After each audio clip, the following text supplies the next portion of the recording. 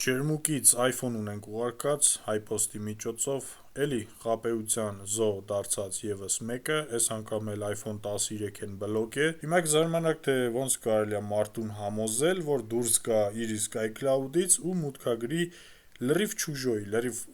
չգիտեմ, անծանոթ մարդու iCloud, բայց արի ու տես, որ համոզողների մոտ դա շատ լավ է ստացվում, ու սա որերորդ դեպքն է։ Ոչ մի դեպքում ձեր iCloud-ից դուրս մի եկեք, թե չէ այս սիտուացիայի մեջ կհայտնվեք ու էլ հեռախոսը չի ակտիվանա։ Կատարեցինք այդ աշխատանքը, բնականաբար բավականին թանկ եւ վճարովի ծառայություն է, բայց եւ միակ աշխատող ռեալ տարբերակը օֆիցիալ բացվեց